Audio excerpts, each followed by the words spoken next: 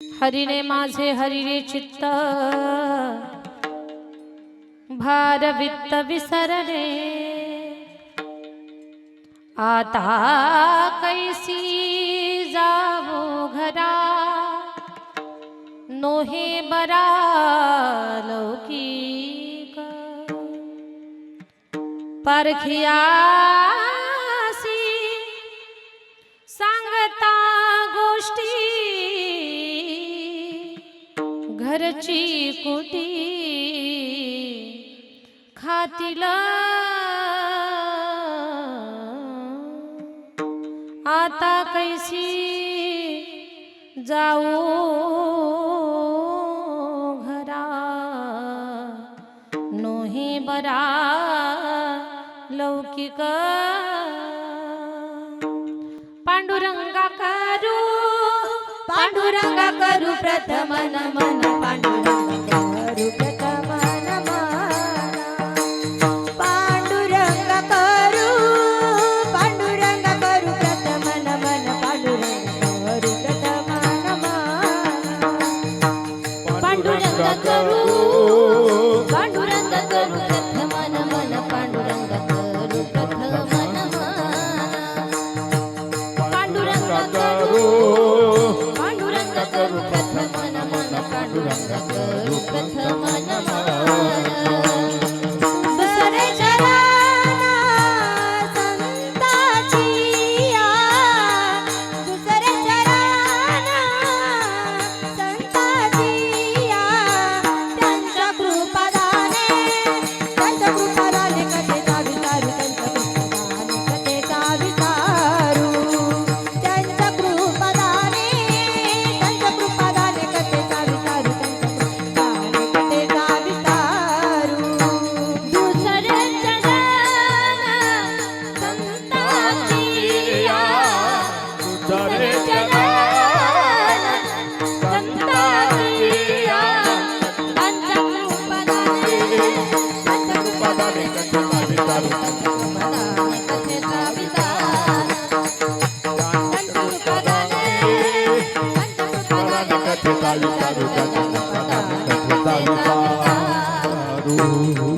पांडुरंगा करू प्रथम नमन दुसरे चरण संताचिया दुसरे चरण पांडुरंगा करू प्रथम नमन दुसरे चरण संताचिया दुसरे चरण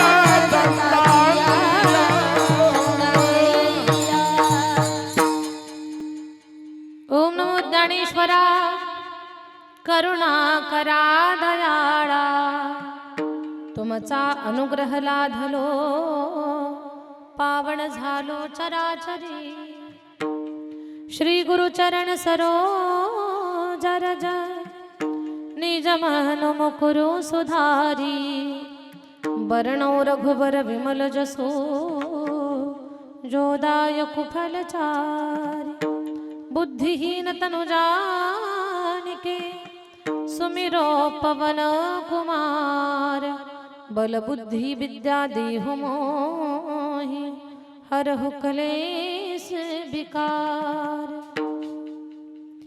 हे दुख भंजन मारुति नंदन सुन लो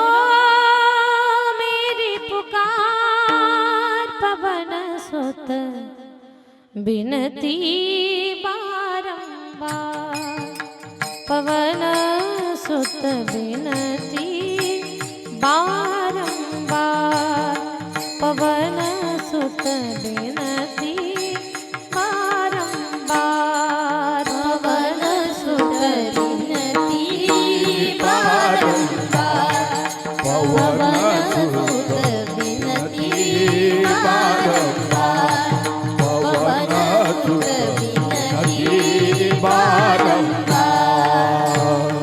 अष्ट सिद्धिनो निधि के दाता दुखियों के तुम भाग्य विधाता दुखियों के तुम भाग्य विधाता सिया राम के काज सवारे, सिया राम के काज सवारे, कर दुखों से पार पवन सुत बिनती बारंबार, पवन सुत बिनती बारंबार, पवन सुत बिनती बारंबार, पवन सुत बिनती बारंबार, पवन सुत बिनती बारंबार, पवन सुत बिनती बारंबार। जयांचे केले स्मरण होय सकळ विद्येचे अधिकरण, तीच बंधू श्री चरण श्री गुरूंचे नमस्कारून आता विठ्ठल विठ्ठल हरीने माझे हरिले चित्त, भार वित्त विसरले, आता कैसी जाऊ घरा, नोहे बरा लौकिक। प्रस्तुत काल्याच्या कीर्तना करता निवडलेला जगद्गुरु तुकोबरायांचा 4 चरणाचा गौवर्ण प्रकरणातील हा सुंदर असा अभंग आहे आणि या अभंगावर चिंतन करून आपण काल्याचं सोहळा इथे पार पाडणार आहोत। काल्याचं कीर्तन पूर्ण होणार आहे।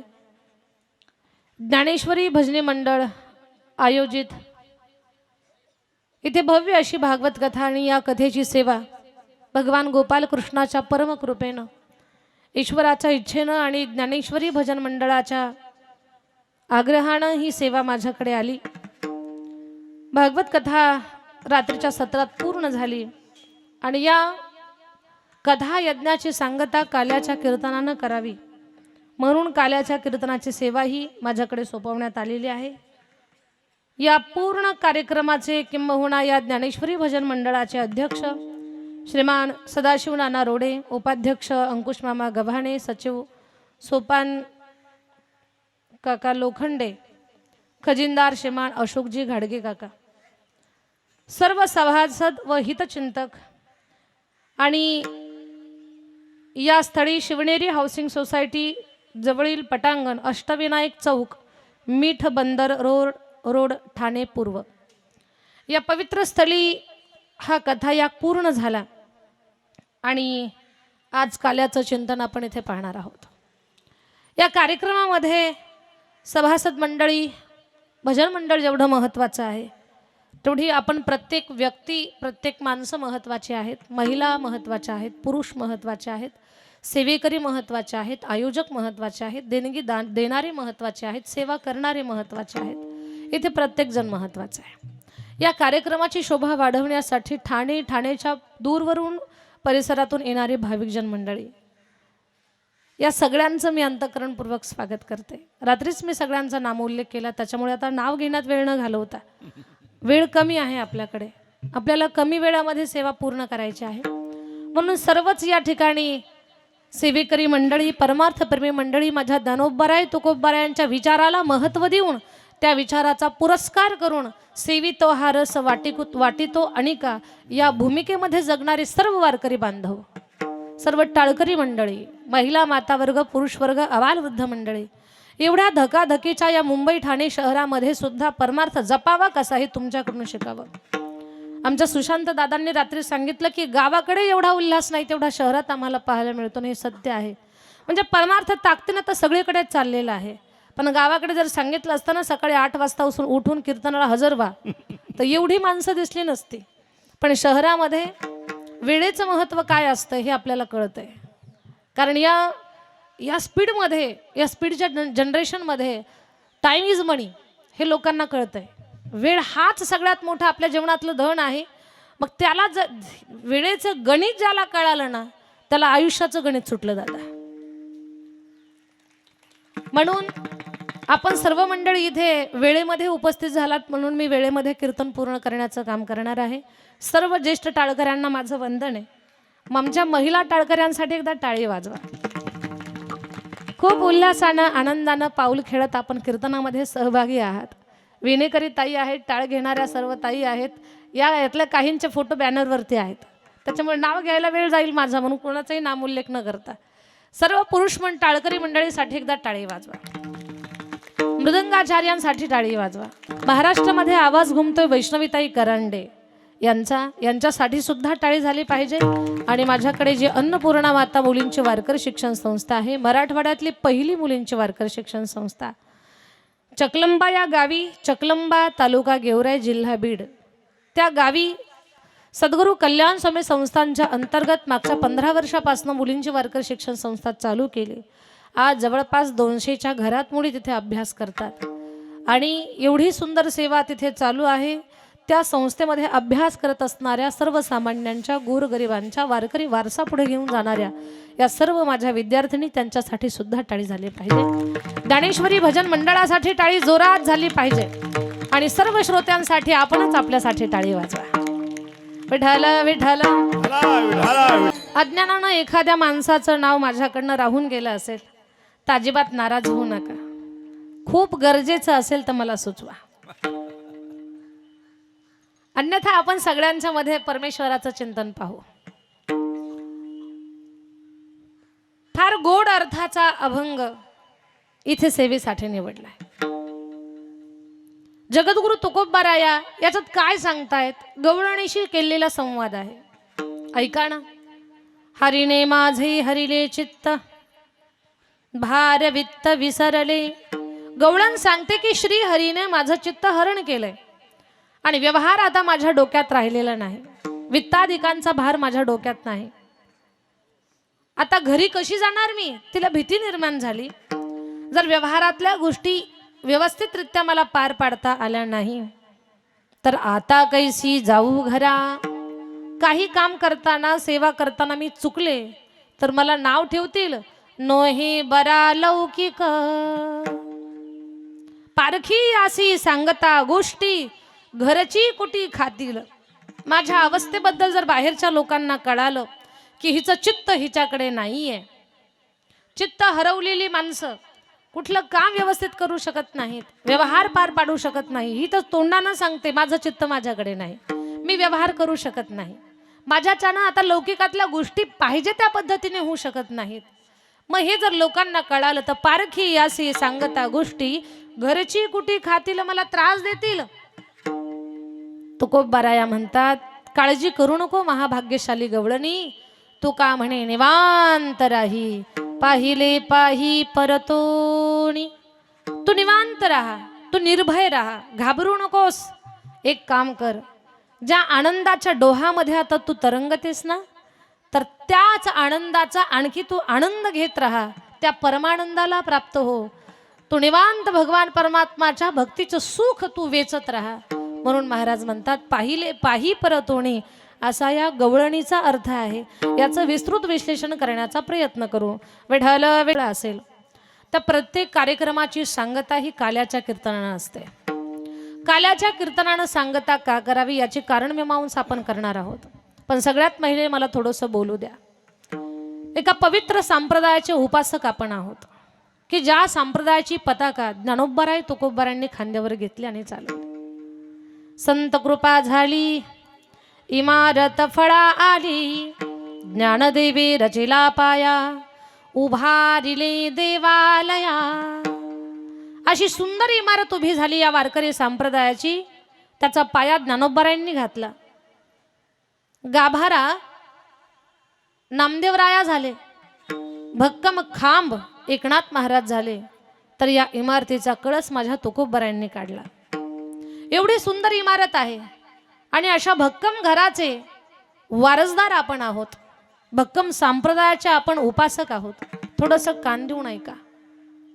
कीर्तनाला जो माणूस हजर होतो तो कीर्तन सोहळा शहरातला असू द्या नाही तर खेड्यातला असू द्या, एखाद्या पहाडीमध्ये सप्ताह असू द्या नाहीतर एखाद्या सुपीक भूप्रदेशामध्ये सप्ताह असू द्या, सप्ताह म्हणजे एक धार्मिक कार्यक्रम. आणि या धार्मिक कार्यक्रमामध्ये येणारा माणूस हा एका जातीचा नाही, एका पक्षाचा नाही, एका विचाराचा नाही.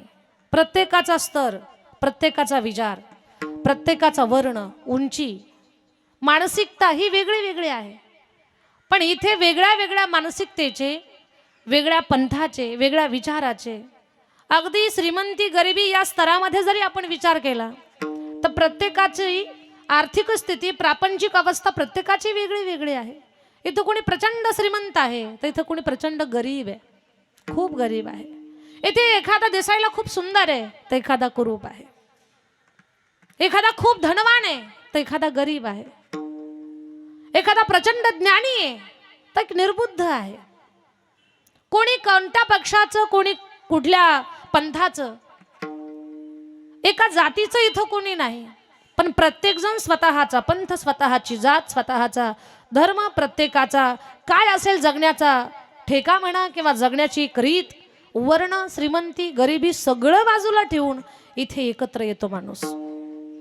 इथे माणसाला आठवत नाही की मी अमुक अमुक आहे. जिथे स्वतःचाच विसर पडतो त्या ठिकाणाला वारकरी संप्रदायाचं ठिकाण म्हणतात. आणि ऐका, संप्रदायाचा उद्देशच हा आहे की विखुरलेली माणसं, की विचारानं भिन्न झालेली माणसं, माणसापासून वेगळे गेलेली आहेत. भलेही एका परिवारात 4-5 लोक एकत्र राहत असतील पण त्यांची मन एक आहेत का नाही हा सुद्धा प्रश्नच आहे. आज प्रत्येक माणूस मोबाईल मध्ये, आधुनिकतेमध्ये व्यस्त आहे. माणसाला द्यायला माणसाकडे वेळ नाहीये. आज माणसातला माणूस पण हरवत चाललेला आहे. आणि संप्रदायाचा उद्देश पहा, किती दूरदृष्टी. भविष्यात असा काळ येणार आहे की माणसं माणसाला विचारणार नाहीत, माणसं माणसाला वेळ देणार नाहीत. प्रत्येक माणूस, श्रीमंती गरिबी हा प्रारब्धाचा विषय, पण माणूस माणसाला महत्व देणार नाही. मग या विखुरलेल्या मनाला एकत्र आणण्यासाठी करावं काय? त्याच्यासाठीच हा वारकरी संप्रदाय आहे. किती मोठी ताकद आहे या संप्रदायामध्ये, थोडासा विचार करा. इथे श्रीमंत येऊ द्या नाही तर गरीब येऊ द्या, प्रत्येकाला सारखा मान आहे. इथं सेवा करणाऱ्याला महत्व आहे, सेवा करणाऱ्याचं नाव आहे. जी लोक इथे सेवा करतात त्यांचं नाव आदराने घेतलं जातं. आणि थोडासा विचार करा ना, तुम्ही जर घरातच बसले असते तर हा कार्यक्रम झाला असता का? तुम्ही घरातच बसले असते, घरच सोडलं नसतं तुम्ही, तर कदाचित तुम्हाला तुमच्या मैत्रिणी मिळाल्या असत्या का? तुम्ही 7 दिवसाच्या कथेमध्ये आलात म्हणून तुमच्या बऱ्याच नवीन मैत्रिणी झाल्या, तोंड ओळख का असेना झाली, कुठेतरी विचारांची देवाणघेवाण झाली, काहीतरी चांगलं घ्यायला मिळालं. कान देऊन ऐका, घर सोडलंय, आपण सगळे एकत्र आलो, आणि जोपर्यंत माणूस बाहेर पडत नाही तोपर्यंत माणसातला माणूसही जागा होऊ शकत नाही, माणसाला माणुसकीही कळू शकत नाही, आणि बाहेर पडल्याशिवाय जगण्याचं खरं ज्ञान सुद्धा माणसाला मिळू शकत नाही. दादा, तुम्ही जेव्हा बाहेर पडाल ना तेव्हा तुम्हाला माणसंही मिळतील, जगण्याचं ज्ञानही मिळेल, आणि आपण कुठे आहोत हे स्वतःला ओळखण्याची क्षमता आपल्यात निर्माण होईल. जोपर्यंत माणूस जागा सोडत नाही तोपर्यंत त्याला त्याची जागा कळत नाही. माझं बोलणं सगळ्यांच्या लक्षात येत असेल. जोपर्यंत माणूस जागा सोडत नाही तोपर्यंत त्याला त्याची जागा कळत नाही की या जगामध्ये त्याचं स्थान काय आहे. जगातलं जाऊ द्या, घरात त्याचं काय महत्व आहे. म्हणून एक विचार करा, भगवान प्रभू रामचंद्रांना जर अयोध्या सोडलीच नसती तर रामाची रामगाथाच तयार झाली नसती, रामायण तयार झालं नसतं. अरे, वनातल्या भिल्लांना सुद्धा राम आपले जवळचे वाटले, ऋषी मुनींना आनंद झाला, त्यांची तपस्या पूर्ण झाली. शबरी भिल्लिणीचं चरित्र जगाच्या समोर आलं. गरीब केवट नौका चालवणारा, त्याचं महत्व वाढलं. एवढंच काय, राक्षसांना सुद्धा दर्शन झालं का? रामानं अयोध्या सोडली म्हणून. रामानं अयोध्या सोडून भारताचा प्रवास केला म्हणून तर रामगाथा आज आपल्या नजरेसमोर आहे. अगदी त्याचप्रमाणे आपल्यालाही स्वतःला अगोदर ओळखायचं असेल आणि स्वतःला सिद्ध करायचं असेल तर आपल्याला सुद्धा बाहेरच पडावं लागेल. मग बाहेर पडून कुठेही फिरायचं नाही, असं भटकायचं नाही. योग्य ठिकाणी आपण गेलो पाहिजे की जिथे स्वतःची ओळख होण्यासाठी काहीतरी एक व्यासपीठ मिळणार आहे, काहीतरी संधी प्राप्त होणार आहे. सदाशिव नाना रोडे हे नाव आपल्या मनात झालंय, किंवा त्यांची सगळी सभासद मंडळी, सगळी सहकारी मंडळी, त्यांची ओळख झाली आपल्या लोकांना.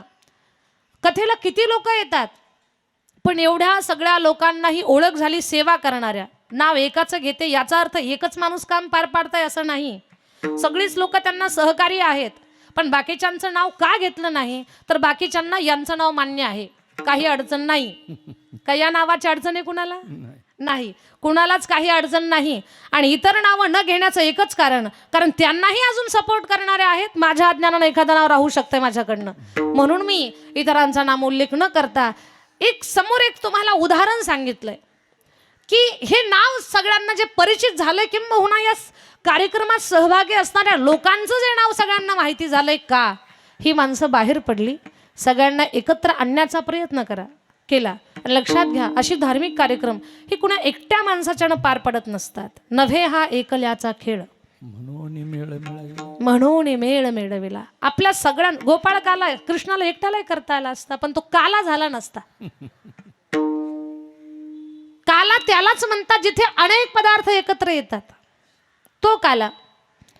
मग हा सुद्धा भक्तीचा कालाच आहे की जिथे अनेक माणसं एकत्र आली आणि त्या अनेक विचारांच्या माणसांनी एकत्र येऊन एक संप्रदायाचा विचार, एकात्मतेचा विचार, आपलेपणाचा विचार, माणुसकीचा विचार. अरे माणसाला माणसाशिवाय महत्वानी त्या ठिकाणी किंमत नाही, समाधान नाही. माणूस या जगामध्ये सगळ्यात श्रेष्ठ आहे. फक्त माणसाला जपण्याचा प्रयत्न करा. या सगळ्या गोष्टींचा संदेश याच संप्रदायाच्या व्यासपीठावरनं किंवा या पवित्र स्थलावरनं आपल्याला मिळतो आहे. एवढ्या सुंदर संप्रदायाचे उपासक आपण आहोत. हा संप्रदाय माणसाला काय देत नाही, हा संप्रदाय माणसाला एकीचं बळ देतोय. वारकरी संप्रदाय माणसाला विचार देतो. वारकरी संप्रदाय माणसाला जगण्याचं शास्त्र देतो. एवढंच काय, दुःखातही समाधानी कसे राहा हे सुद्धा संप्रदाय शिकवतो. आणि ऐका, जीवन जगत असताना प्रत्येक माणसाच्या पोटात भीती असते.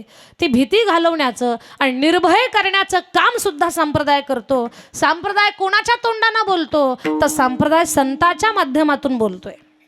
संताच्या मुखातून जे विचार बाहेर पडतात ते संप्रदायाचे विचार आहेत. हा संप्रदाय कसा निर्भय बनवतोय याच गवळणीमध्ये सांगतायत ना.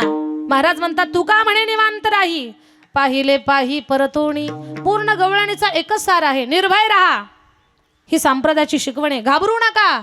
एक वाक्य तुम्ही ऐकलेले, स्वामी समर्थ केंद्राच्या माध्यमातून खूप प्रचलित झालं ते वाक्य. कोणतं? भिवू नकोस, मी तुझ्या पाठीशी आहे. याचा अर्थ काय? सत्पुरुष हे साधकाला, भक्ताला निर्भय बनवण्याचं काम करतात. घाबरू नका, तुम्ही लढत राहा. जीवन एक संघर्ष आहे. तुम्ही तुमच्या तयारीनिशी उतरा. मग तो संघर्ष कुणाशी दोन हात करण्याचा नाही, आपण आपल्याशी जगण्याचा सुद्धा आहे. बरीच लोक जगतात पण रडत रडत जगतात. ताटामध्ये पंचपक्वान्न नाही, अंगावर घालायला चांगला कपडा आहे, तरी पण का रडायचं? मन स्थिर नाही, मन समाधान नाही. तुमचं रडणं बंद होईल आणि तुमच्या चेहऱ्यावर ते हसू उमलेल. त्याच्यासाठी तुम्हाला संत विचाराची गरज आहे. तुम्हाला तुमच्या जीवनामध्ये काहीही तणाव नाही, तुम्ही स्वतः आनंदाचा कुंभ आहात हे सांगण्यासाठी संत विचाराची गरज आहे. संत आपल्याला आनंदी बनवतात, संत आपल्याला निर्भय बनवतात. अशा संताच्या विचाराला अंतःकरणामध्ये ठेवून आपलं जीवन सुखी बनवण्यासाठीच आपण सर्वजण इथे एकत्र आलेलो आहोत. त्याच विचारांचा पुरस्कार करत आपण या अभंगात आता प्रवेश करणार आहोत. विठ्ठल विठ्ठल. आदरणीय हरिभक्तपरायण घोलप महाराज का नाम उल्लेख केला? त्यांचे बाचे खूप मोठे कीर्तनकार गायक आहेत आणि त्यांचा माझा 7-8 वर्षापासूनचा परिचय आहे, ओळख आहे. मला आल्यावर ओळख करून दिली त्यांनी की महाकाळ महाराज माझे भाचे आहेत. मला आनंद वाटला की कुठेतरी एक जुनी परिचयातली माणसं, त्यांचे नातेसंबंध आपल्याला इथे पाहायला भेटले. मला आनंद वाटला. चला आपण गवळणीकडे वळू. काम कुठलंही असेल दादा, त्या कामामध्ये चित्त असणं फार गरजेचं आहे. करतोय आपण काम, पण त्याच्यामध्ये जर चित्त नसेल तर उपयोग होणार नाही. सोपं करून सांगते मी तुम्हाला, जास्त कठीणमध्ये जाणार नाही. माझं बोलणं समजून घ्या. आपण जप करतो ना, जप, त्या जपामध्ये सुद्धा आपलं चित्त असणं फार गरजेचं आहे. जप चाललेला आहे पण जपामध्ये चित्त नाही. काही लोक खूप पूजा करतात पण त्या पूजेमध्ये त्यांचं चित्त नसतं. भजन करतात पण भजनामध्ये चित्त नसतं. मग चित्त विरहित केलेली क्रिया आपल्याला फळ देऊ शकत नाही. कान देऊ नाही का? एक गृहस्थ जप करत होता संध्याकाळच्या वेळेला. का? बायकोचं त्याचं भांडण झालेलं होतं. मग तिच्या तोंडाला तोंड लागत नाही, ती बोलायला ऐकत नाही, म्हणून ह्यानं हातात जपाची माळ घेतलेली. म्हणजे काही लोक काही वस्तूंचा कसा उपयोग करतात, कसा वापर करतात. भांडण करता येत नाही, भांडण करावं तर रुसून जाईल, ती रुसून गेली तर खाण्याची पंचायत होईल, अडचणी वाढतील, समस्या वाढतील. म्हणजे एक भीती नाही दादा आपल्या वाट्याला. आता संत तर निर्भय बनवतात, तर मी तुम्हाला भीती घालते असं काही नाहीये.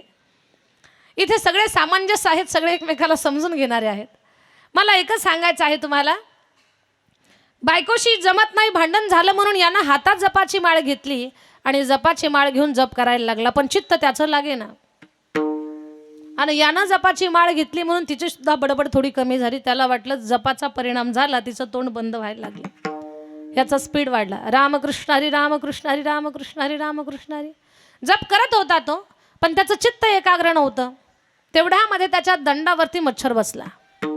रामकृष्ण हरी रामकृष्ण हरी. तब्येतीनं जाड होतं, मच्छरलाही वाटलं खातं पितं घर सापडलं. तो म्हटला बायकोपासून सुटका करून घेतल्या तर याचं काय काम, हा कामाला त्रास देतो. म्हणून त्यानं काय केलं, असा हात हलवला. रामकृष्ण हरी रामकृष्ण हरी रामकृष्ण हरी. हात हलवूनही मच्छर जात नाही. मच्छरला माहिती आहे हे एक बायकोला घाबरलेलं आहे, आपल्याला काही मारणार नाही, याचा अर्ध चित्त तिकडनं अर्ध आपल्याकडे, निवांत आपण याचं रक्त पित राहू. तो मच्छर काही जाता जाईना, त्यानं फुंकर घातली, रामकृष्ण हरी रामकृष्ण हरी. तो जाईच ना. मच्छरला घालवण्यासाठी तो हात हलवतो, फुंकर घालतो, मच्छर जात नाही. शेवटी तो तिसरा प्रयोग करतो, हातातली जपाची माळ, रामकृष्ण हरी. जपाच्या माळेनंच मच्छर मारतो. चंद्रकांत दादा, जर आपली जपाची माळ मच्छर मारत असेल तर मला सांगा, त्या जपामध्ये आपलं चित्त आहे? नाही. चित्त नाही नामी तरी ते व्यर्थ, तरी ते व्यर्थ. चित्त नाही नामी तरी ते व्यर्थ, तरी ते व्यर्थ. चित्त नाही नामी तरी ते व्यर्थ, तरी ते व्यर्थ. चित्त नाही नामी तरी ते व्यर्थ.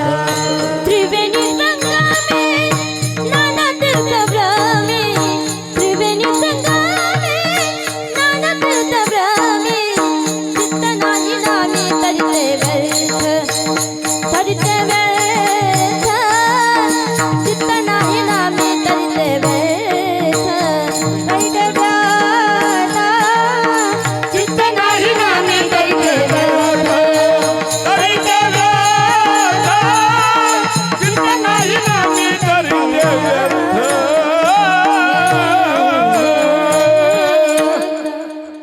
त्रिवेणी संगमी नाना तीर्थे भ्रमी. चित्त नाही नामी तरी ते व्यर्थ. कुठलंही काम करा, त्याच्यामध्ये आपलं चित्त असणं फार गरजेचं आहे. गोकुळामध्ये तर अशी अवस्था आहे, गोपिका स्वतःचं चित्तच विसरून जातात. आपलं जर स्वतःचं खरं समाधान करायचं असेल तर आपलं चित्त भगवान परमात्माच्या चरणावर लागणं गरजेचं आहे. जसं की गोपिकांचं चित्त परमेश्वराच्या ठाई अर्पण झालेलं होतं. गोपिका गेल्या होत्या स्वतःला विसरून, एवढ्या विसरल्या होत्या की त्यांना भगवान श्रीकृष्ण परमात्मा पलीकडे दुसरं जगच आठवत नव्हतं. विसरल्या कामधंदा, सासू सासऱ्याची नाही मर्यादा. विसरल्या कामधंदा,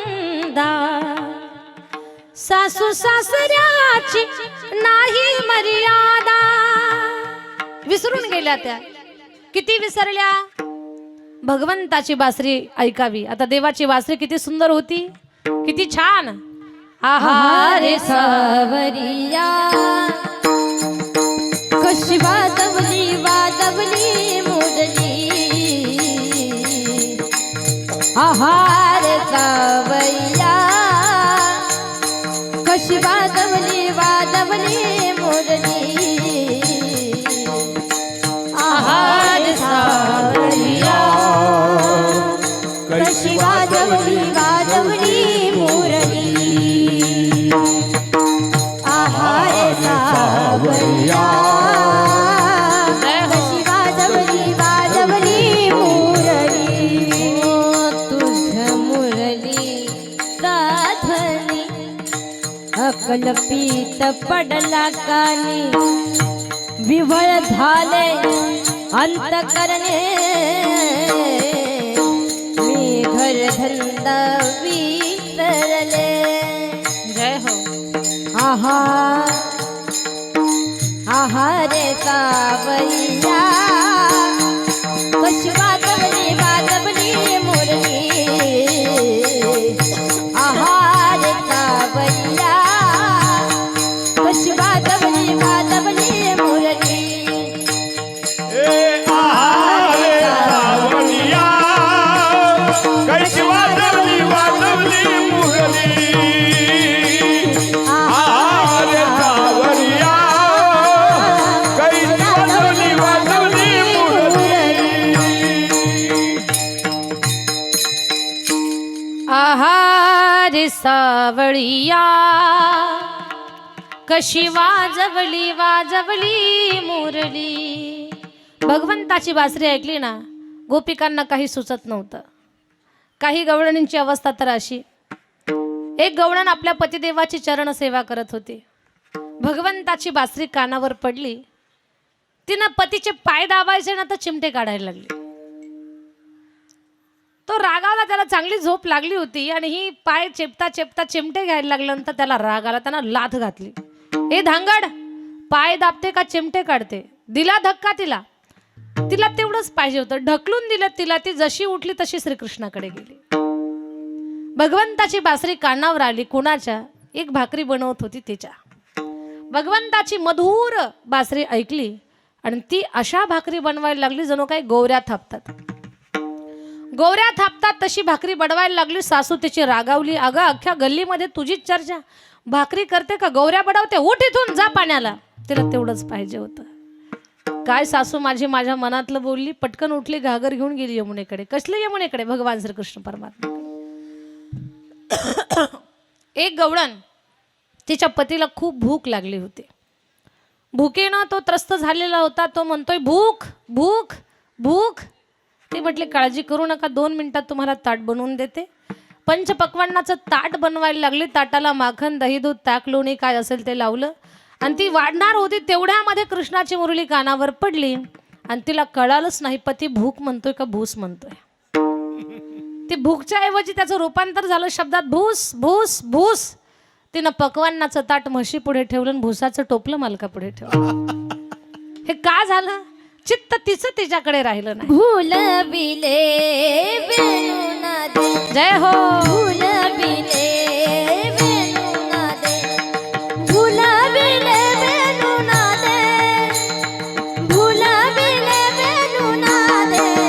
भूलविले वेणुनादे. वेणु वाजविला गोविंदे.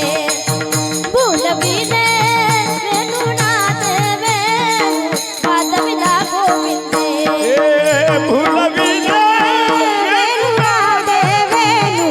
वाजविला गोविंदे. भुलविले वेणुनादे. वाजविला गोविंदे. आंघोळले यमुना जल. आंघोळले यमुना पक्षी राहिले निचल. पक्षी राहिले नीचल. आंघोळले यमुना जल. पक्षी राहिले निचल. आंघोळले यमुना जल. पक्षी राहिले निचल. भूलविले वेणुनादे. वेणु वाजविला गोविंदे. भूलविले वेणुनादे. वेणु वाजविला गोविंदे. भुलविले वेणुनादे. वाजविला गोविंदे. भुलविले वेणुनादे. वाजविला गोविंदे. गोविंदे गोविंदे. टाळी वाजवा एकदा वैष्णव. गवळणी भगवान परमात्माची बासरी ऐकतात, त्यांना भुरळ पडते, विसरून जातात त्या स्वतःला. मी भागवत कथेमध्ये बोलत असताना सांगितलं होतं की एका गवळणीनं शृंगार करताना भगवंताची बासरी ऐकली, तिचा शृंगारच बिघडून गेला. तिनं कानातलं झुंबर नाकात घातलं, नाकातली नथ कानात घातली. कपाळावरचं कुंकू ओठाला लावलं, ओठाची लाली कपाळावरती लावली. होठो पे कुंकू नैनों में मिश्री, सिर पर काजल लगाती चली, दीवानी बनी मैं दीवानी बनी, हाय मुरली के नाद दीवानी बनी. गवळणी स्वतःला विसरतात, अशीच एक गवळण स्वतःला विसरलेली. भगवान परमात्माला तिनं पाहिले देवाला पाहिल्यानंतर तिची अशी अवस्था झाली. देहुडा चरणी वाजवी तो वेणू. देहुडाचा अर्थ काय? देहुडा म्हणजे ज्यानं दीड पाय जमिनीवर ठेवलेला आहे. देवाचे दोन्ही पूर्ण पाय आहेत का जमिनीवर? एक सरळ आहे आणि एक असा वाकडा आहे, अर्धाच एक ठेवलेला आहे, त्याला देहुडा म्हणतात. देहुडा चरणी वाजवी तो वेणू, गोपिका रमणू स्वामी माझा, देखी लागे माये यमुनेच्या तीरी. भगवान परमात्माला पाहिलं आणि गवळणी, ती भाग्यशाली गवळण तिथेच बसली. बराच वेळापासनं बसली, पूर्ण दिवस तिचा तिथे बसण्यात गेला. अनेक जणांनी पाहिलं, अरे ही गवळण इथे बसली, पाणी भरायला आली, हिला कुणाची भीती वाटत नाही, कुणाचा धाक नाही, घाबरत नाही. पूर्वी फार धाक होता लोकांना. घरातल्या वयोवृद्ध लोकांचा धाक तरण्यांना असायचा, तरण्यांचा धाक लहानग्यांना असायचा, सासूचा धाक सुनेला असायचा. काळ बदलला, आज सासूलाच धाक आहे, सुनेला नाही. म्हणजे सून त्रास देते म्हणून नाही, पण आता आपापला धाक आपल्या आपल्या मनाला समजावून सांगा, ओळखून घ्या कशाचा कुणाला धाक आहे. धाक बदललेला आहे. पूर्वी पण घरातल्या लोकांना, सुनेला धाक, मुलांना धाक, लहान मुलांना धाक, खूप धाक असायचा. ती गवळण तिचं जीवन अगदी परतंत्रातलं, ती तिथे बसली, तिला कुणाची भीती नाही का, हा विचार मनामध्ये आला अनेकांच्या. तेवढ्या तुकोबराय तिथे गेले, कारण तिची अवस्था काय आहे हे सर्वसामान्याला काय कळणार आहे. लक्षात घ्या, साधू समजण्यासाठी अगोदर आपण साधू असावं लागतो. साधूचा भाव हा साधू शिवाय दुसऱ्या कुणाला कळू शकत नाही. हिऱ्याची किंमत जसा जोहरी करतो, हिऱ्याची किंमत सर्वसामान्याला काय कळणार आहे, अगदी तसं साधूची पारख होण्यासाठी त्या साधूच्या भावदशेतले जे काही अनुभव आहे, जे काही गुण आहेत, ते ओळखण्यासाठी तशा तयारीचा माणूस पाहिजे, तेव्हा ते कळेल. तुकोबारांना कळालं ही कोणत्या भावदशेला प्राप्त झाली. महाराज तिथे आले. ए भाग्यशाली गवळणी, किती वेळापासून इथे बसलीस तू? अगं जा तुझ्या घरी. ती म्हणते, महाराज माझं चित्त श्री हरीने हरण केलंय. पहिल्या चरणामध्ये सांगते, हरीने माझे हरिले चित्त, हरीने माझे हरिले चित्त, हो हो वा वा.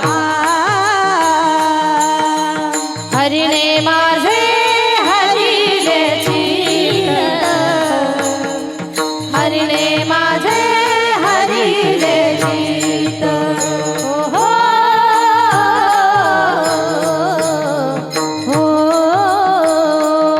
हरीने माझे हरिले चित्त, हरीने माझे हरिले चित्त, हरिणे माझे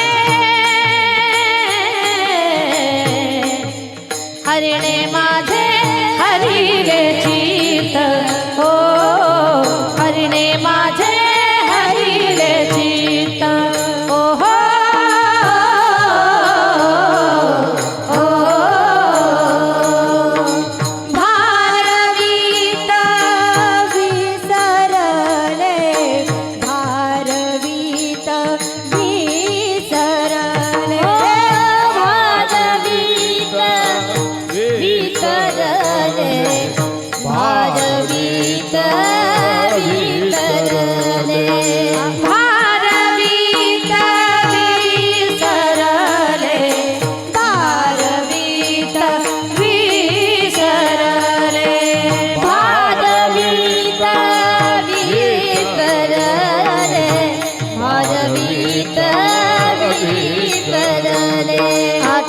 कैसी जाऊ घरा हो आता कैसी जाऊ घरा हो हो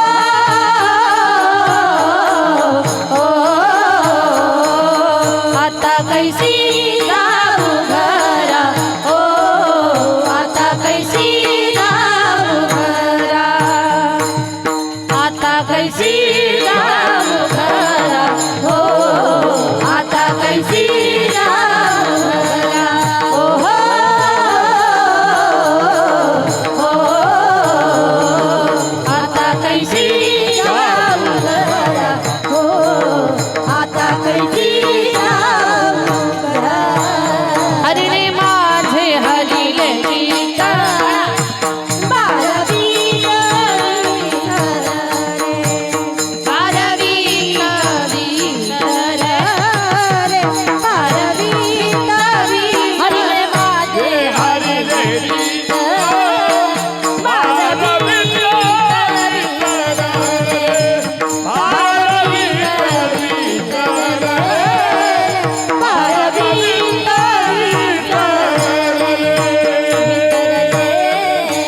हरिणे माझे हरिले चित्त भारवित्त विसरले. ती गवळण सांगते महाराज माझं चित्त श्री हरिने हरण केलंय. आणि खरंच सांगा आपलं चित्त जर एखाद्या गोष्टीमध्ये लागलं असेल तर आपलं इतर काम आपल्याला सुचत नाही. ज्यांना खरंच 7 दिवसामध्ये कथेची एवढी गोडी लागली ना त्यांना अगदी 5:30 वाजल्यापासूनच काही सुचत नसेल. घरात आपण काय करतो हे लक्ष नसेल, पटकन आवरून निघायचंय. कधी कधी घाई घाईनं गॅस चालू राहिला असेल, कधी कधी घाई घाईनं पाण्याची टोटी बंद करायची राहिली असेल, कधी कधी गडबडीमध्ये लॉकला चावी फिरवायची राहिली असेल. असे बरेच गोंधळ होतात आपल्याकडनं. का आपण त्या गोष्टीशी एकाग्र झालेलो असतो. ते गवळणीचं चित्त भगवान परमात्मामध्ये एकाग्र झालेलं. हरिणे माझे हरिणे चित्त भार वित्त विसरले. आता व्यवहार माझ्याकडे राहिला नाही. अशा अवस्थेत आता कैसी जाऊ घरा नोहे बरा लौकिक. लोक मला नाव ठेवतील. बाहेरच्या लोकांना जर कळेल ना हिची अवस्था अशी झाली तर पारखी अशी सांगता गोष्टीं घरची कुटी खातील. महाराज म्हणतात काळजी करू नको, तू का म्हणे निवांत राही. पाहिले पाही परतो. आणि वेळ कमी असल्यामुळे थोडंसं आपण स्पीड धरलेलं आहे. थोडक्यात कृष्णचरित्र पाहू आणि सेवेची सांगता करू. एकदा प्रेमानं भजन करू. विठोबा रखुमाई जय जय विठोबा रखुमाई. वेळ कमी आहे आपल्याकडे. भगवान परमात्माचं 7 दिवसात जे श्रीकृष्ण चरित्र पाहिलं ते आता ओझरता आपण पाहणार आहोत. कुठलं चरित्र ते उच्चारावे केले देवे गोकुळी केले देवे गोकुळी केले देवे गोकुळी चरित्र ते उच्चारावे केले देवे गोकुळी केले देवे गोकुळी केले देवे गोकुळी चरित्र ते उच्चारावे केले देवे गोकुळी केले देवे गोकुळी केले देवे गोकुळी केले देवे गोकुळी केले देवे गोकुळी चरित्र ते उच्चारावे केले देवे गोकुळी केले देवे गोकुळी केले देवे गोकुळी केले देवे गोकुळी केले देवे गोकुळी. चरित्र ते उच्चारावे केले देवे गोकुळी. भगवान परमात्माचं चरित्र अतिशय गोड आहे, सुंदर आहे. जन्मापूर्वी सुरुवात झालेलं जे चरित्र वेळ कमी असल्या कारणानं आपण धावत पळत प्रवास करणार आहोत. भगवान परमात्माचा 8 वर्षाच्या चतुर्भुज रूपामध्ये जेव्हा सुंदर विग्रह साकारलं कारागृहात तेव्हा खूप आनंद झाला. भगवान लहान व्हा. भगवान लहान झाले पण देवानं सांगितलं बाबा मला नंद बाबाच्या वाड्याला नेऊन ठेवा. कारण आता या निसर्ग नियमाप्रमाणे मी दुर्बल आहे. छोटंसं जन्माला आलेलं बाळ ते स्वतः त्यावेळेला दुर्बल असतं, दुसऱ्यावर अवलंबून असतं. म्हणून मी जर आता इथे राहून काही करायला गेलो तर कंसाला संशय वाढेल.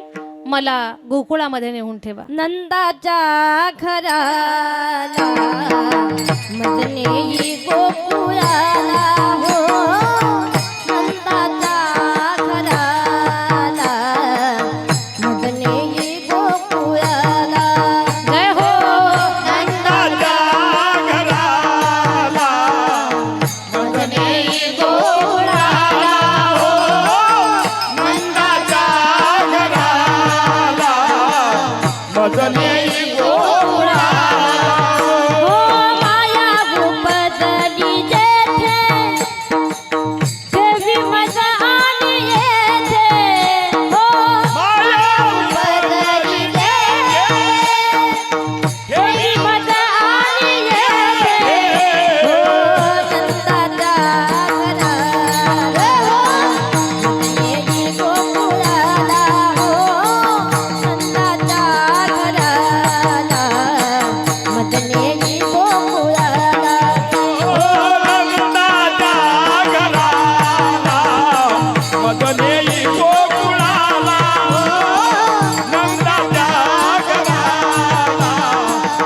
नेई गोकुळाला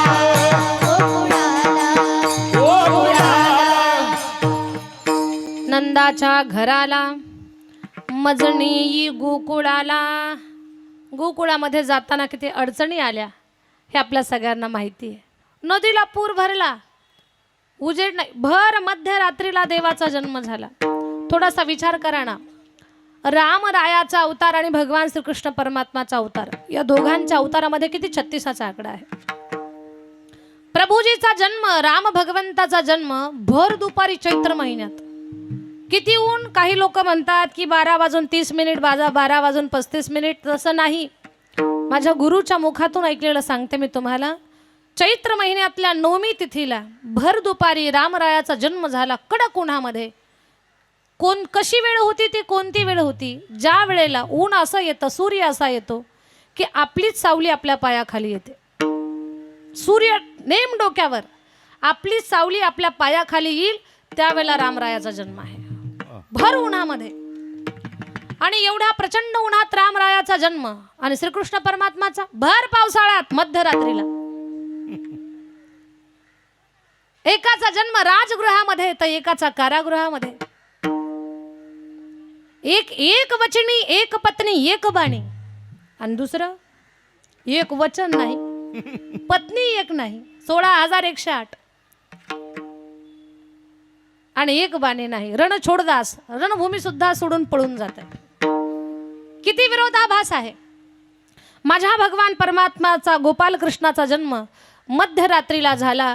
आणि पहा, प्रचंड पाऊस, मुसळधार पाऊस, विजांचा कडकडाट, ढगांचा गडगडाट. पडत्या पावसामध्ये बापाचा जीव तुटला, 6 मारले, हे 8वं मरू द्यायचं नाही म्हणून भगवान परमात्माला घेऊन टोपलीमध्ये घालून वसुदेवजी निघाले. पूर आलेल्या नदीमध्ये शिरले. यमुनेलाही वाटतंय माझं सौभाग्य पात्रातून निघालंय, दर्शनाची संधी सोडणार नाही. संधी सोडणारे आपण आहोत. आपल्याला संधीचं सोनं करता येत नाही. 7 दिवसाची संधी होती. अरे, भागवताची गंगा वाहत तुमच्याकडे आली होती. भाग्यवान ठरले ज्यांनी याचं स्नान केलं ते. आणि ज्यांना महत्व कळूनही घरात बसले, समजावं त्यांचं कुठेतरी प्रारब्ध आडवं आलं. ती यमुना म्हणते की मी संधी सोडणार नाही. असा पूर चढला तिला, असा पूर चढला.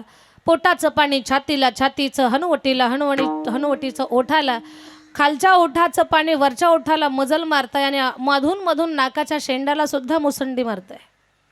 लक्षात आलं, आता जर बाबांच्या नाकात पाणी गेलं तर आपण जिवंत राहणार नाही. आपले बाबा सुद्धा या पाण्यात वाहून जातील. कारण या पंचमहाभूताला विरोध करणं माणसाची ताकद नाही येते. अग्नीला माणूस त्या ठिकाणी चॅलेंज करू शकत नाही, वाऱ्याला चॅलेंज करू शकत नाही, आणि पाण्याला सुद्धा माणूस त्या ठिकाणी विरोध करू शकत नाही. ही पंचमहाभूत त्यांच्यासमोर चालत नाही माणसाचं काही.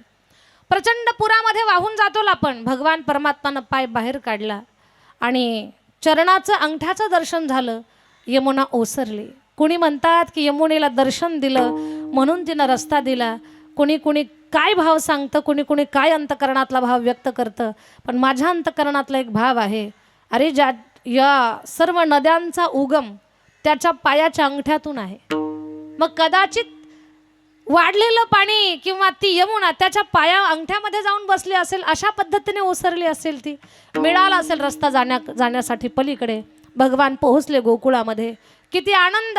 सगळ्या गवळणी पाहतात जेव्हा यशोदेला मुलगा झाला तेव्हा प्रचंड आनंद झाला. गवळण म्हणती हो म्हणती गवळणीला, गवळण म्हणती हो म्हणती गवळणीला, जय हो. पुत्र झाला यशोदेला. गवळण म्हणती हो म्हणती गवळणीला, पुत्र झाला यशोदेला. गवळण म्हणती हो म्हणती गवळणीला, पुत्र झाला यशोदेला. गवळण म्हणती हो म्हणती गवळणीला, पुत्र झाला यशोदेला. एक धावी एक पुढे आठवटी सुंट बडे, एक धावी एक पुढे ताटीवाटी सुंट बडे. एक धावी एक पुढे आठवटी सुंट बडे. एक धावी एक पुढे ताटीवाटी सुंट बडे.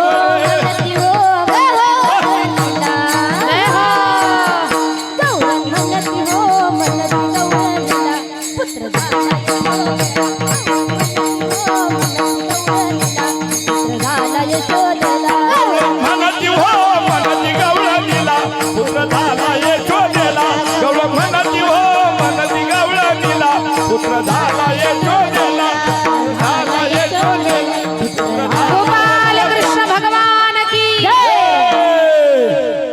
यांचं पाऊल पाहून बऱ्याच मावशांना वाटलं असेल आपण पण पाऊल खेळावं की काय, हाय की नाही? कारण दुसऱ्याचं पाहिल्याशिवाय इच्छा तरी कशी जागी होणार, बऱ्याच जणीला वाटलं असेल. पण काही हरकत नाही, तुम्ही सुद्धा उठून उभा राहून आनंद घेतला, फेर धरला तरी चालेल. वेळ कमी आहे आपल्याकडे, पण मोजक्या वेळेमध्ये तुम्हाला सुद्धा संधी आहे. किती सांगू मी सांगू कुणाला, किती सांगू सांगू सांगू कुणाला, आज आनंदी आनंद झाला, आज आनंदी आनंद झाला, आज आनंदी आनंद झाला. किती सांगू मी सांगू कुणाला, किती सांगू मी सांगू कुणाला, आज आनंदी आनंद झाला, आज आनंदी आनंद जय हो. आज आनंदी आनंद झाला. रास खेळू चला, रंग उधळू चला, रास खेळू चला, रंग उधळू चला, आला आला गाणं आला. किती सांगू मी सांगू कुणाला, जय हो. वा वा. कुणाला आज आनंदी आनंद झाला, आज आनंदी आनंद झाला, आज आनंदी आनंद झाला. किती सांगू मी सांगू कुणाला, किती सांगू सांगू कुणाला. हरी बोल. आनंदी आनंद झाला, आज आनंदी आनंद झाला, आज आनंदी आनंद झाला. आज आनंदी आनंद झाला, आज आनंदी आनंद झाला. आज आनंदी आनंद गोपाल कृष्ण भगवान की जय. झाला, आज आनंदी आनंद झाला. खूप छान. बसा, खुर्च्यावरचेच बसा, टाळकरी खाली बसतात. खूप आनंद झाला. आनंदात काही दिवस निघून गेले. भगवान परमात्मा लहान आहे तोवरच अनेक राक्षसांना मारतात. माझ्या भगवंताची लीला अगम्य आहे, अगाध आहे. एवढा आनंद झालेला गवळणीला कित्येक दिवस कसे निघून गेले कळालं सुद्धा नाही. तरण्या गवळणी तर भानच राहिलं नाही. आनंदामध्ये रंगाची रंगपंचमी खेळावी तर दह्या दुधाची ताकाची लोण्याची खेळायला लागला रंगपंचमी. वयस्कर गवळणी रागात आल्या. अगं तुम्हाला काही कळतं का नाही? खुशाल इथे येऊन धिंगाणा घालता. त्या आनंदामध्ये एक म्हातारी गवळण यांना ओरडून सांगायला लागली तर एका गवळणीनं लोण्याचा गोळा घेतला आणि जी म्हातारी जोरात ओरडून सांगत होती तिच्या तोंडावर फेकला. तिच्या तोंडातले 32च्या 32 रिटायर होते. तिनं आ करून बोलायला आणि लोण्याचा गोळा गपकन तोंडात जायला एकच झालं. तिच्या तोंडाला लोणी लागलं. असं आनंदानं खायला मिळत नव्हतं, मनमोकळ्यापणानं खायला मिळत नव्हतं. आणि जरी सत्ता हातात होती तरी पण पहिली सवय लागलेली. मोकळ्या मनानं खावंसं वाटत नव्हतं, पण हे सहज मिळालं ना. गपकन तोंडामध्ये लोणी गेलं. काय आनंद झाला. ती म्हटली असा धिंगाणा अजून चालू द्या, आणखी चालू द्या. खूप आनंद. भगवान परमात्मा तळवे तळ हात टेकित, डाव्या गुडघ्याने रांगत, रंगणी रंगनाथ तो म्या देखी लागे सये. भगवान रांगता रांगता चालायला लागले. चालता चालता गोपाळांचं संघटन केलं आणि भगवान परमात्मानं रोज चोरीचा कार्यक्रम चालू केला. गारहाणे यशोदेकडे. यशोदे ग तुला येईल राग, यशोदे ग तुला येईल राग. यशोदे ग तुला येईल राग, यशोदे ग तुला येईल राग. तुझ्या कृष्णाला काहीतरी सांग ना ग, तुझ्या कानाला काहीतरी सांग ना ग. यशोदे ग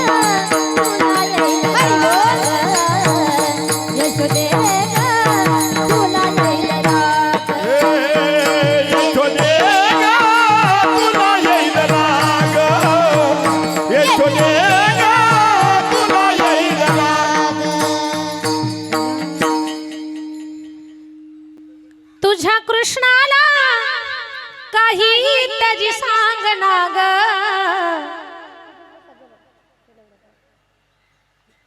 भगवान श्रीकृष्ण परमात्माला काहीतरी सांग, यशोदे खूप खोड्या करतं तुझं लेकरू. रोज चोऱ्या, घरफोडी, एक गारहाणं नाही. एक खोडी सांगते आणि सेवा समाप्त करते, वेळ संपली आपली. खूप खोड्या भगवान परमात्माच्या. देवानं अशी एक खोडी केली. आता पहा, गवळण होती दुसऱ्या गावची आणि दुसऱ्या गावची गवळण आली आणि कृष्णाचा रोजच नावाचा गोंधळ असायचा की यानं अशी खोडी, गवळण त्रस्त, कोणी रडतंय काय, कोणी कृष्णाच्याबद्दल बोलतंय काय. ती पाहुणी गवळण होती ना दुसऱ्या गावची, ती म्हटली हे कार्ट माझ्या गावात पाहिजे होतं, याला दाखवलं असतं म्हणे कसं काय असतं. तुम्ही एवढ्या मोठ्या गवळणी छोट्याशा त्या 5 वर्षाच्या कार्ट्याचं एवढं सहन करता, माझ्या गावात पाहिजे होतं. भगवान म्हटले मावशी ताई तू माझ्या गावची नाही, मी तुझं लोणी अजून चोरलं नाही आणि तू पाहुण्याच्या गावाला डायरेक्ट मला विरोध करते. दाखवतो तुला. पाहुणी अगदी जेवण खावण करून निवांत झोपली. भगवान मध्यरात्रीला गेले आणि तिच्या फक्त ओठावरून बोट फिरवलं. ओठावरून बोट फिरवलं. सकाळी उठली आणि पाहुणीनं त्या घरच्या लोकांना दात तोंड धुवायला पाणी मागितलं. तो घरातली बाई हातातलं तांब्या टाकून पळाली. भूत भूत भूत भूत. अरे झालं काय, मी पाहुणी आहे तुमची. पाहुणी नाही भूत आहे. मग झालं काय, म्हणजे आरशात तोंड पहा.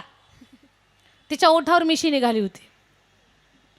घरातली सगळी पाहुणे मंडळी त्या पाहुणीच्या विरोधात, सगळे तिला मारताय काय, कोण हाणताय काय, एवढे हाल तिचे. गावातून पार तिला हकलून दिलं. आता गावच्या सीमारेषेवर शेजारचंच गाव तिचं होतं, पण तिच्याही गावात जाता येईना का. म्हणे घरचे म्हणतील पाठवताना अशी नव्हती, येताना अशी कशी. हिला मिशी कुठून निघाली. तिच्या लक्षात आलं आपण भगवान श्रीकृष्ण परमात्माची विनाकारण त्या ठिकाणी खोडी केली, म्हणून देवानं आपल्यासोबत ही लीला केली. अंतःकरणातून देवाला आठवलं, भगवान माझी चूक झाली रे बाबा, मला माफ कर. ती सर्व भावी जेव्हा शरण आली त्यावेळेला भगवान परमात्मा प्रगट होतात आणि तिच्या ओठावरून हात फिरवतात. पहिल्यासारखा तिचा सुंदर चेहरा होतो आणि मग तिच्या लक्षात येतं की नाही, हा सर्वसामान्य पोर नाही, हा तर ब्रह्मांडाचा नायक आहे. गोपाल कृष्ण भगवान. विणीची गाठ असेल, दह्या दुधाचे मडके फोडणं असेल, अशा अनेक लीला, अनेक खोड्या भगवान परमात्मा करतात. देव चोऱ्या करतात पण एकटे करत नाहीत, स्वतःसाठी करत नाहीत. गोपाळांचा भाव अंतःकरणात घेऊन भगवान परमात्मा सगळ्यांना खाऊ घालण्यासाठी ती चोरी करतात आणि सगळे गोपाळ एकत्र घेतात. एक दिवस बोबड्या नावाचा गोपाळ रुसलाय. बोबड्या, ज्याला नीट बोलता सुद्धा येत नव्हतं, तो रुसलाय देवावर. जीवनामध्ये भक्ती अशी करा, भगवान आपल्यावर रुसल ही भीतीच आपल्या पोटात नसली पाहिजे. अरे देवाला भीती असावी, आपण त्याच्यावर रुसतो की काय. काय भक्ती यांची सुंदर या गोपाळांच्या, ज्यांना अंगावर घालायला नीट कपडे नाहीत, ज्यांना अंघोळ वेळेवर करायची कळत नाही, ज्यांना खाण्यासाठी नीट नाही, ज्यांना असा काही विशेष मान नाही, गायींची वळती मारणारे हे गोपाळ, ते गोपाळ भगवंता रुसण्याचा यांना अधिकार. रुसला बोबड्या, देव त्याचा रुसवा काढायला आले. बोबड्या चल ना चोरी करायला. येत नाही कृष्णा मी. का येत नाही, कारण सांगितलंय तेवढंच कारण पाहू, सेवा समाप्त करू. काय म्हणतोय बोबड्या, दाईबा कितना नकोले बा, दाईबा कितना नकोले बा, आम्ही नाही नाही नाही नाही तुझ्या तंग येणार, आम्ही नाही नाही नाही नाही तुझ्या तंग येणार, आम्ही नाही नाही नाही नाही तुझ्या तंग येणार, आम्ही नाही नाही नाही नाही तुझ्या तंग येणार, आम्ही नाही नाही नाही नाही तुझ्या तंग येणार, आम्ही नाही नाही नाही नाही नाही तुझ्या तंग येणार. हे कृष्णा, आम्ही येत नाही तुझ्यासोबत चोरी करायला. का म्हणे, कारण आहे त्याच्या पाठीमागे. काय, अशीच एकदा सगळी पोला मिळून, अशीच एकदा सगळी पोला मिळून, काय झालं, माल्याच्या मल्यामंदी गेलो ले बा. काय झालो, आम्ही माळ्याच्या मळ्यात गेलो, माल्याच्या मल्यामंदी गेलो ले बा, माल्याच्या मल्यामंदी गेलो ले बा, माल्याच्या मल्यामंदी कौल्या कौल्या ककल्या होत्या. माळ्याच्या मळ्यात काय होत्या, काकड्या होत्या, काकड्या. माल्याच्या मल्यामंदी कोवल्या कोवल्या ककल्या होत्या सगळ्या पोलांना दोन दोन दिल्या सगळ्या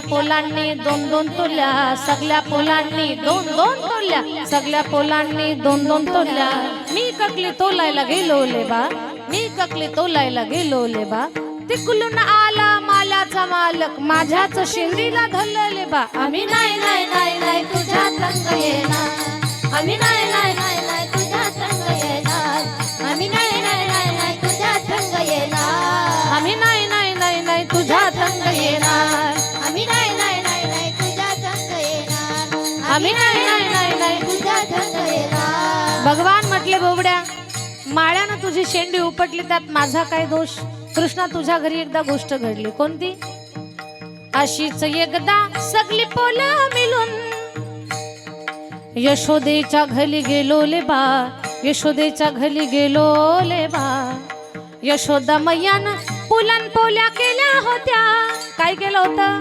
पूर्णाच्या यशोदा मैयानं पुलन पोल्या केल्या होत्या सगळ्या पोलांना दोन दोन दिल्या सगळ्या पोलांना दोन दोन दिल्या मी पोली मागायला गेलो ले बा मी पोली मागायला गेलो ले बा मलाच आल्धी दिलेले बा आम्ही नाही नाही नाही नाही तुझ्या संग येणार आम्ही नाही नाही नाही नाही तुझ्या संग येणार आम्ही नाही नाही नाही नाही तुझ्या संग येणार हे कृष्णा गोपाल कृष्ण भगवान की जय नाही येणार तुझ्या सोबत भगवान रुसवा काढतात त्याला घेऊन जातात यशोदा माई म्हणते माझ्या लेकराच्या खोड्यात थांबत नाहीत भगवान परमात्माला गाई गोपाळांना गुरांना घेऊन वनामध्ये पाठवते तिकडे गाई गुरांना चारत अनेक राक्षसांना मारत भगवान परमात्मा लीला करतात गोपाळ काल्याची की जो काला आपल्या जीवनाला धन्य करणारा आहे सहिष्णुतेचा एकात्मतेचा माणुसकीचा भक्तिभावाचा प्रेमाचा स्नेहाचा चांगल्या संकल्पांचा चांगल्या विचारांचा काला तो आपल्यालाही मिळावा तो काला भगवान परमात्मानं सगळ्यांच्या शिदोऱ्या एकत्र घेऊन केला आणि काला बनवला सगळ्यांना हातानं खाऊ घातला भाग्यवान आहेत ते गोपाळ की देवाच्या हातनं काला खायला मिळाला गोपाल कृष्ण भगवान की जय तो भक्तिभावाचा प्रसादाचा काला आपल्यालाही मिळावा हाच एक विचार अखंड आपला राहावा भगवान परमात्मानं आपलं एवढं भलं करावं की आपल्या बुद्धीतून नेहमी चांगले विचार निघावेत लक्षात घ्या सामाजिक मानसिक शारीरिक त्रास याला कारण जर काय असेल तर माणसाचा विचार आहे शारीरिक त्रास होणार विचार चुकला तर मानसिक त्रास होणार विचार चुकला तर आणि सामाजिक त्रास होणार तोही विचार चुकला तर म्हणून सगळ्यांना चांगल्या विचाराचं दान मिळावं चांगल्या विचाराची शिदोरी मिळावी आपल्या बुद्धीतून एवढे चांगले विचार बाहेर पडावेत की आपलं जीवन सुंदर बनावं आपल्या हातनं समाजकार्य सेवा कार्य घडावं प्रत्येकाच्या हातनं देव देश आणि धर्म या बाबतीतलं सेवा कार्य घडावं एवढीच भगवान परमात्माच्या चरणी प्रार्थना करते वाणीला विराम देते आहे एकदा प्रेमानं भजन करू ज्ञानेश्वर माऊली ज्ञानराज माऊली तुकाराम ज्ञानेश्वर माऊली या 7 दिवसाच्या कथेकाळ्यामध्ये आणि या काल्याच्या कीर्तनात बोलण्याच्या ओघात काही अपशब्द गेले असतील तर क्षमा असावी माझ्या अल्पमतेने सेवा करण्याचं काम केलं जे काही बरोबर आलेलं असेल ते नक्कीच घ्या त्याच्यावरती चांगला विचार करा आणि पुन्हा एकदा खूप छान काम करतोय आम्ही कल्याण स्वामी संस्थांचं बांधकाम करत आहोत कल्याण स्वामी संस्थांच्या अंतर्गत मुलींची संस्था चालवत आहोत एक तर मुलींना कोणी शिकवत नाही आध्यात्मिक आणि कोणी जरी शिकवलं तर एक बहुतेक ओढा कमी आहे तिकडे अध्यात्म शिकण्याचा मग त्यात गोरगरिबांची लेकरं शिकून त्यांना कीर्तनकार बनवण्याचं काम संप्रदायाच्या सेवेमध्ये रुजू करण्याचं काम करत आहोत या पवित्र सेवेमध्ये तुमच्या सगळ्यांच्या सहकार्याची गरज आहे आपल्या सगळ्यांचं सहकार्य त्या कार्याला प्राप्त व्हावं दौंडकर आबांनी रात्री 5,000 रुपयाची देणगी देऊन आमच्या या कार्यामध्ये भरपूर असं सहकार्य केलेलं आहे म्हणून ज्यांची इच्छा असेल की आपल्याला कुठेतरी या सत्कर्मामध्ये सहयोग करायचा आहे त्यांची सहयोग राशी किंवा त्यांचं सहाय्य आम्ही स्वीकारू एवढं सगळ्यांना निवेदन असेल पुनश्च एकदा सर्व टाळकऱ्यांचे वारकऱ्यांचे भाविकांचे खूप धन्यवाद उशीर झाला त्याच्याबद्दल क्षमा असावी वयोवृद्ध लोक समोर आहेत कोणाला पाठीचा त्रास असतो कोणाला गुडघ्याचा त्रास असतो कोणाला असाही त्रास असतो त्रास झाला असेल माफी असावी झालेली सेवा भगवान परमात्माच्या चरणी अर्पण करून वाणीला विराम विठ्ठल जय जय विठ्ठल म्हणे हाती डोका अधिक उन्हे